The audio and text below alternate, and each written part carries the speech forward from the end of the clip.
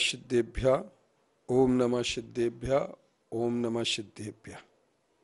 मेरे प्रिय दर्शकगण और श्रोताओं, आज मैं आपके सामने जहाँ पर निमित्त को हमने अकिंचित कर नहीं मानने की बात सामने रखी थी, आज हम वह बात उनकी सामने रखना चाहते हैं जिस आधार पर हमारे संपूर्ण सौराष्ट्र के पंथ वाले या कांजी पंथ वाले लोग, सोनगढ़ पंथ वाले लोग ये बात कहते हैं कि पुण्य हेय है, और वो पुण्य हेय कह करके हम लोगों को भ्रमित करते हैं। वो हमें यह बताने में अक्षम रहते हैं, जिस बात के लिए बताना चाहिए, जिस बात को समझना चाहिए और समझाना चाहिए कि पुण्य कभी भी है किसके लिए होता है, किसको नहीं होता है, पुण्य का फल है होता है या पुण्य है होता है। पुण्य तीन प्रकार का होता है, द्रव्य पुण्य, भाव पुण्य, पुण्य का फल। तो हम जब कहते हैं कि शुभ उपयोग औदेक भाव है, ऐसी जब बात कहते हैं तो एक प्रश्न हमारा सबसे पहले यह पैदा हो जाता है कि शुभ उपयोग जैसे पूजन करने का भाव हमारे अंदर हुआ तो वह जिनेंद्र की भक्ति का भाव हमारे अंदर हुआ तो किस कर्म के उदय से हुआ। 148 कर्म की प्रकृतियों में हमें वह प्रकृति देखना पड़ेगी जिसके उदय से हम यह कह सकें कि हमारे उसके उदय से हमारे लिए पूजन के भाव हुए, व्रत के भाव हुए, उपवास के भाव हुए, ये भाव भक्ति के भाव हुए। तो यह प्रकृति ढूंढना जिस तरीके से मुश्किल है, इसी तरीके से पुण्य को हे कहने वाले लोग यह बात भूल जाते हैं कि पुण्य का बंध किस गुण स्थान से शुरू होता है, और साथ ही से पुण्य बंध जो चौथे गुण स्थान से तीर्थंकर प्रकृति का बंध होता है, यश कीर्ति तीर्थंकर प्रकृति उच्च गोत्र, ये हमारे सातिशय पुण्य बंध होते हैं। और इन सातिशय पुण्य का बंध उच्च गोत्र यश कीर्ति का पुण्य बंध 10वें गुण स्थान तक होता है। तो हम कैसे कह सकते हैं कि चौथे गुण स्थान में रहने वाले जीव के पुण्य का हे है, पुण्य को हे कहा जाए। इसीलिए पुण्य का विपाक जो कहते हैं वो फल अकिंचित कर तीर्थंकर के होता है, लेकिन तीर्थंकर अरिहंत पद प्राप्ति की प्राप्ति पुण्य का फल होता है। इसलिए आचार्य कुंद कुंद देव ने प्रवचन सार की 45वीं गाथा में कहा है, पुण्य फला अरिहंता तेसिम क्रिया पुनोभी अवोदय्या मोहादि हिम बिरहिया तमहा सा खाईगा तिमदा।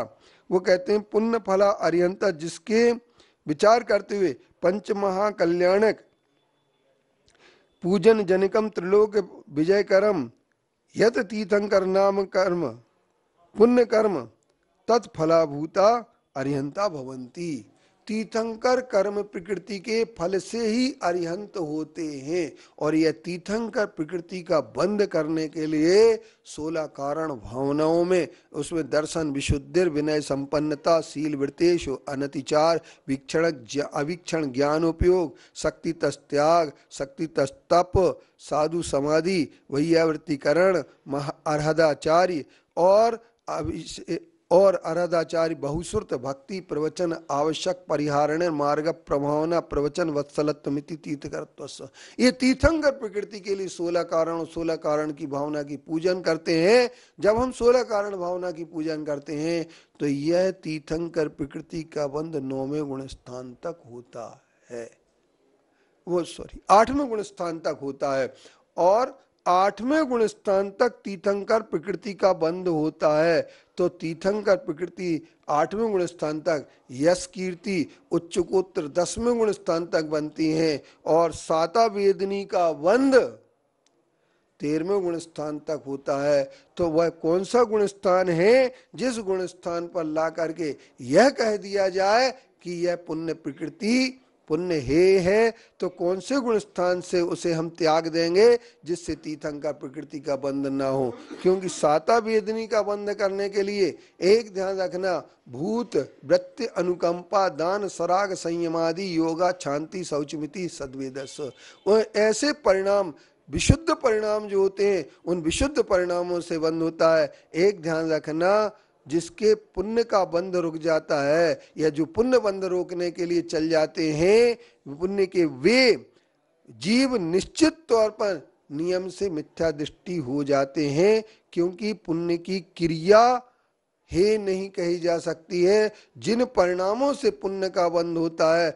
क्योंकि आचार्य अकलंक देव ने राजवार्तिक में अपने 9वें अध्याय में एक बात लिखी है, शुभ अध्यवसायन, शुभ अध्यवसाय से ही जाकर के सम्यक्त की प्राप्ति होती है। क्योंकि एक सबसे बड़ी बात विचारणी ये है, हम आपके लिए आगम की छोटी छोटी बातें सामने रखना चाहते हैं, ज़्यादा बड़ी बातें नहीं रखना चाहते हैं। क्योंकि हम अगर ज़्यादा बड़ी बात रखेंगे तो आप लोगों के लिए समझ में नहीं आएगा। परंतु विचारणी यह बात है कि पुण्य का फला, पुण्य फला अरिहंता जो हमारे आचार्यों ने कहा है, इस आधार पर हम ये कह सकते हैं कि पुण्य हे है, किसके लिए है यह विचारणी बात होगी। और इस पर जब हम विचार करेंगे तो हम ये कह सकते हैं कि अरिहंत देव के भी पुण्य का बंध होता है, साता वेदनी का बंध होता है, और तीर्थंकर प्रकृति का पुण्य का फल ही अरिहंत होता है। अरिहंतत्व की प्राप्ति के लिए पुण्य का फल अनिवार्य है। इसलिए पुण्य हे उनके लिए है जो कहते हैं काक बीट समगिनत हैं सम्यक दृष्टि लोग, उनके लिए विचार करना होगा। वो पुण्य का फल तो भोगते हैं पर पुण्य की क्रिया नहीं करते हैं। अगले दिन हम बताएंगे पुण्य की क्रिया क्या है।